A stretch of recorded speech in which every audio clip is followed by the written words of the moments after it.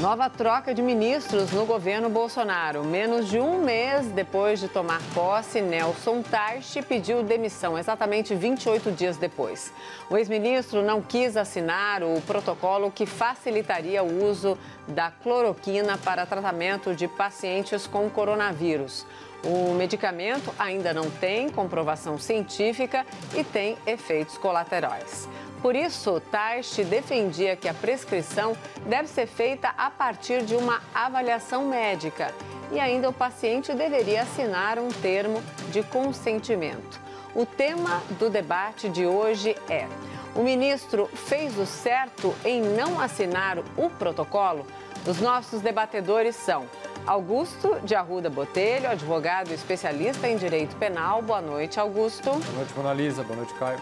E Caio Coppola, bacharel em Direito e comentarista político. Olá, Caio. Boa noite. Boa noite, Mona Lisa. Boa noite, doutor Augusto. Boa noite ao espectador da CNN. Debatedores e a vocês que nos assistem, hoje nós vamos começar, então, vendo e revendo, para quem já está acompanhando aqui a programação da CNN, um trecho do pronunciamento de Nelson Taixe. O ex-ministro disse que escolheu sair, mas não falou o porquê. A vida é feita de escolhas e eu hoje escolhi sair. Digo a vocês que dei o melhor de mim nesses dias que eu tive aqui, nesse período. Não é uma coisa simples estar à frente de um ministério como esse num período tão difícil. Agradeço ao meu time que sempre esteve ao meu lado, sempre. Esse é o trabalho de um grande time, conduzir a saúde é o trabalho de muita gente, de um grande time. E eu tenho aqui a honra e o prazer de ter estado ao lado dessas pessoas que, como eu repito, sempre estiveram do meu lado, sempre me apoiaram e sempre trabalharam intensamente por esse país. Então, as suas primeiras considerações, Caio, por favor. Bom, o ex-ministro da Saúde e qualquer pessoa que atue dentro da lei age corretamente ao orientar as suas ações de acordo com seus princípios e de acordo com as suas ideias. É claro que, havendo uma divergência fundamental entre ele e o presidente, é legítimo, perfeitamente legítimo, que ele peça demissão do cargo. Aliás, o doutor Nelson Taixe, ele fez isso de forma muito digna, sem inflamar os ânimos, sem atiçar polêmicas, né? Bem diferente do seu antecessor, que celebrou a sua demissão num ato aí de extrema hipocrisia, quebrando todos os protocolos de distanciamento social. Os mesmos protocolos que ele passou meses defendendo em rede nacional. De qualquer forma, é mais uma mudança sensível no Ministério da Saúde em plena pandemia. E aqui as críticas são tão óbvias, tão abundantes, que eu prefiro centrar o meu comentário na questão que motivou essa demissão, né, que é o uso da hidroxicloroquina nos primeiros estágios da infecção pela Covid-19. Né? Hoje eu tive contato aí com médicos brilhantes, incluindo profissionais da linha de frente do Hospital das Clínicas aqui em São Paulo, que é um centro nacional, né, de referência para tratamento de pacientes graves da Covid-19.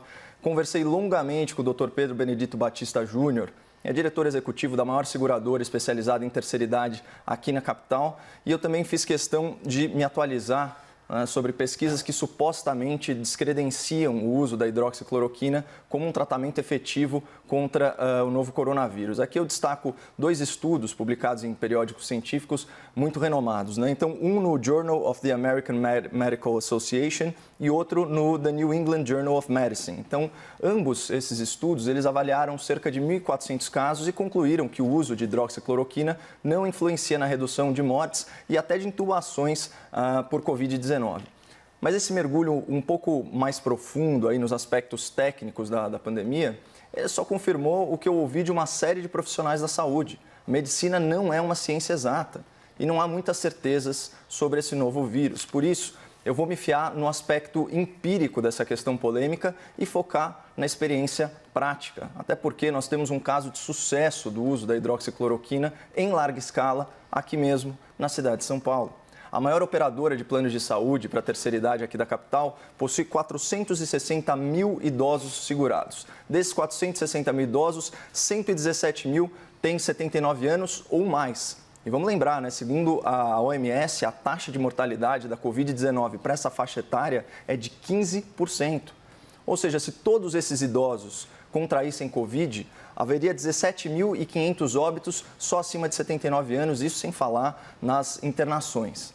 Pois bem, então dos seus 8 hospitais, essa rede privada disponibilizou 3 unidades integralmente dedicadas para casos de Covid-19. Então são mais de 300 atendimentos por dia de pacientes idosos com suspeita da doença. Mas surpreendentemente, há menos de 100 leitos de UTI dedicados a esses pacientes. E a taxa de mortalidade nessa população mais vulnerável que eu falei, ela não é de 15%, é de menos de 10%. Então, o que eles estão fazendo de tão diferente e melhor? Essa operadora estabeleceu um protocolo de tratamento precoce para assintomáticos de Covid-19. E esse tratamento precoce inclui, sim, o uso combinado de hidroxicloroquina e antibiótico azitromicina, além de uma suplementação para fortalecer a imunidade do paciente com vitamina D, zinco, ferro e aminoácidos. E aqui a questão do timing é fundamental. A Covid-19 é uma doença que tem tratamentos distintos conforme a fase da doença, E esse tratamento precoce tem que ser ministrado no surgimento dos primeiros sintomas, antes mesmo do resultado dos testes, que leva muitos dias para ficar pronto, pelo menos hoje em dia. E vamos parar para pensar, Só em uma cidade você tem 460 mil idosos sob a sua responsabilidade, sendo 117 mil idosos acima de 79 anos. 2/3 das infecções na quarentena se dão em casa. Então o contágio é praticamente inevitável. Esse sistema ele tinha tudo para colapsar, mas ele está funcionando com tanta margem de segurança que a operadora montou um hospital de mais de 500 leitos que ainda não foi utilizado.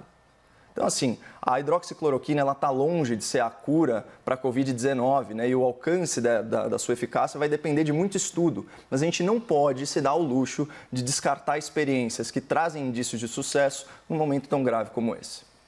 Agora, suas primeiras considerações, Augusto, por favor. Boa noite a todas e todos. Revolta, medo, indignação, agonia, irresponsabilidade, negacionismo. Essas foram algumas das palavras que passaram pela minha cabeça ao receber a notícia no final da manhã de hoje de que o ministro da Saúde havia pedido demissão. Essas sensações não dizem respeito ao ato do ministro, muito pelo contrário.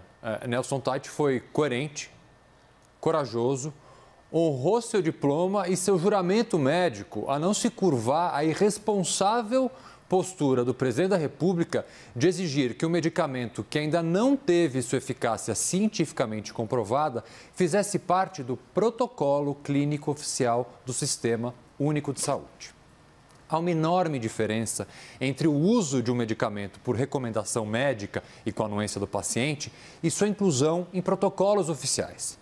Então, para que fique claro, eu não estou dizendo aqui que a hidroxicloroquina não pode eventualmente ter efeitos benéficos no tratamento do coronavírus. Apesar de 2 estudos, inclusive foram citados aqui, divulgados essa semana, afirmarem que esse tratamento não tem eficácia. Ou ainda que médicos não podem prescrever a medicação. Ao longo do debate, eu pretendo trazer aqui hoje informações sobre a distinção entre protocolo clínico e o uso off-label de uma droga. Mas eu já adianto que a inclusão de um novo medicamento no protocolo do SUS, sem evidências científicas que suportem sua eficácia, é ilegal.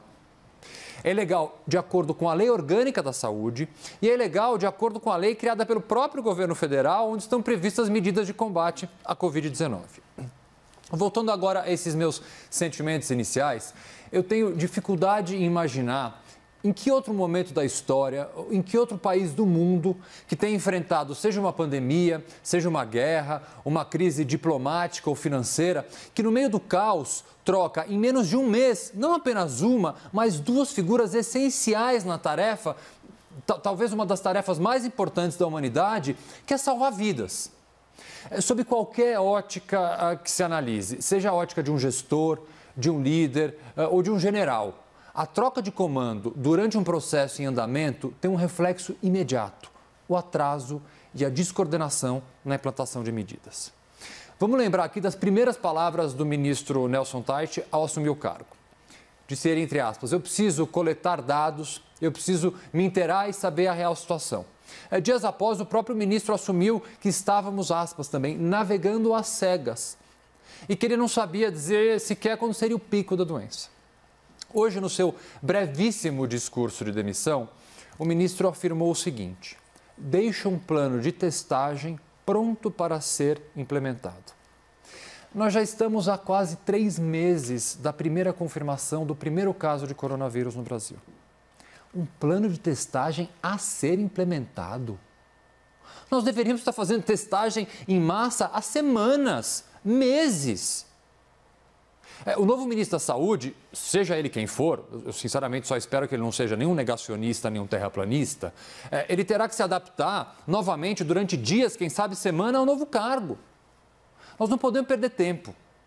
Cada dia é um novo recorde de mortes em nosso país. Enterraremos quantas milhares de pessoas até que o governo federal entenda que essa é a maior pandemia da nossa história. Basta! Precisamos deixar de lado diferenças entre partidos, ideologias e crenças. Precisamos até reatar amizades desfeitas em razão das eleições. Precisamos conversar com aqueles que ainda não perceberam a gravidade de toda a situação. A gente precisa fazer isso para salvar vidas e salvar o nosso país. É a hora de dizer basta.